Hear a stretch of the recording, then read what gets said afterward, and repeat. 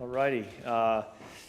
Just got off the practice field. It was a great practice. I think it was the most scenic football practice I've ever had in my life, looking out over the rolling hills, and really fun place to have a football practice, and a fun place to stay. This is an incredible property and complex. It's really convenient to have your room and your meetings and your meals and your practice and your locker room all walking distance from each other. So really enjoying it. It's been a short stay so far, but I think we had a good practice today. And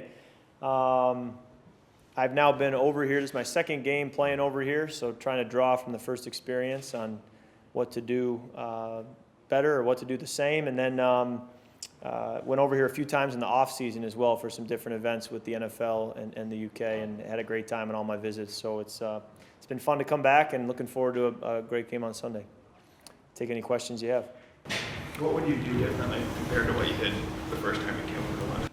Yeah, it's a good question. I think, honestly, my recommendations going back to the spring when they asked me what to do, I really said to do it much the same. I think leaving Thursday night the last time and flying through the night worked well.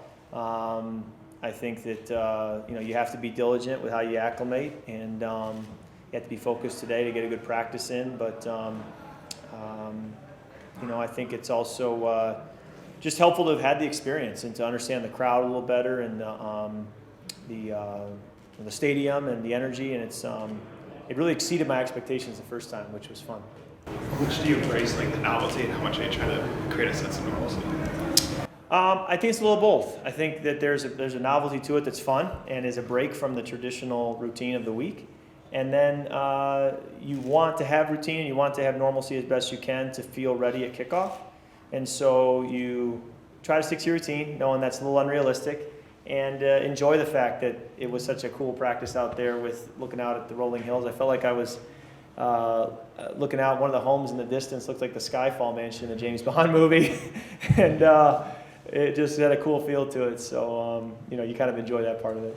Kirk, we know how passionate you are for the game, how determined you are to win. I want to take you back to 2005.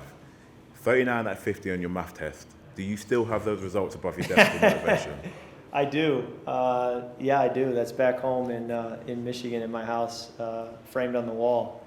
Yeah, I'll never forget. I got a C+ on a math test, and rather than throw it away, well, at first I ripped it up, and then I realized, you know what? And I taped it back together, and I said, I'm going to keep this as a reminder. So, yeah, that's kind of the way I'm wired.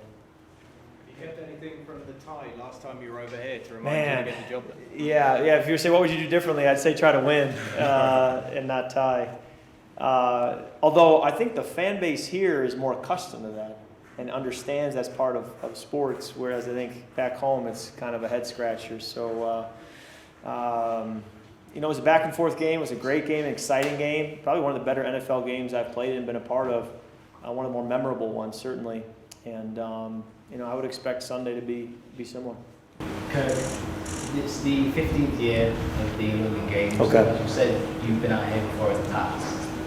How much do you really think the UK is becoming a part of the NFL player experience? Yeah. So I haven't studied it a lot. I will say that in my visits here in the off season, when I've gotten to do Q&As with audiences from Liverpool to London to Edinburgh, it's a really engaged crowd, a really knowledgeable crowd. I mean, this question here from 2005, I haven't had a question like that back in the States. So, and the game sold out in a matter of, I believe, seconds when the tickets became available. So that gives you some insight into where it's headed, where it's going. We certainly want to grow the game globally, and this is, the best place to start and do it is the UK and London. And so, it's hopefully creating some momentum, but I think you all are probably better able to comment on it than me as to how it's picking up here. I know certainly soccer's picking up in the States quite a bit over my lifetime, and hopefully American football can do the same across the pond. You exchanged jerseys with Son Heung-min Yes. A couple of years ago, Yes. and obviously you're going to be playing at his home stadium on Sunday. Are you going to have a chance to catch up with Sonny over the weekend? I don't know if we will, but when I visited for the first time after the 2015 season, which was just a thrill of an experience to get to come over here and see the sights and be a part of it all, we went over to White Hart Lane and we saw the old Hotspur Stadium, and we got to tour the locker room and see everything. And that was a thrill. And so I've kind of always followed them from a distance ever since. And so then when they came over to play at our stadium, that was fun as well to see them. And now I'm going to see the new stadium, which when I came here in 2015, it was just talk that, it's being built. It's going to be a great place. It's going to be fun, but had no idea that we'd come back someday and play. Yeah, so is this Sunday going to be your first chance to see it, or are you going to go and First see it? chance to see it. I don't believe we're going to go over there tomorrow. When I was here with Washington in 2016, we did go over to Wembley on Saturday. I'm not sure what we're going to do tomorrow. I haven't looked.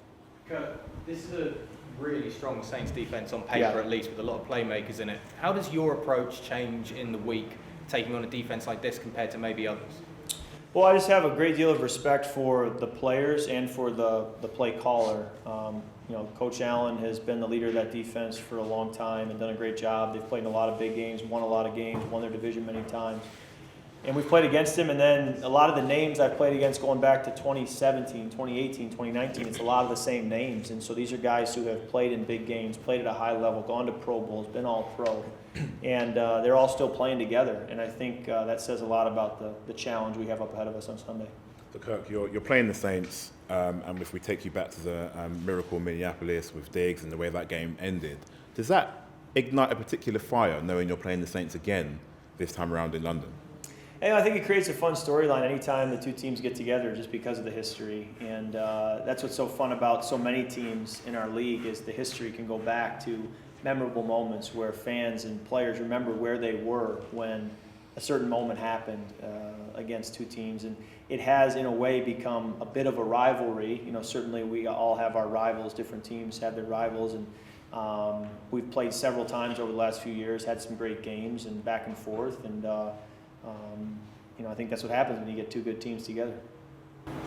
Kirk, what would your message be to UK Vikings fans who are going to see you play for the first time on Sunday?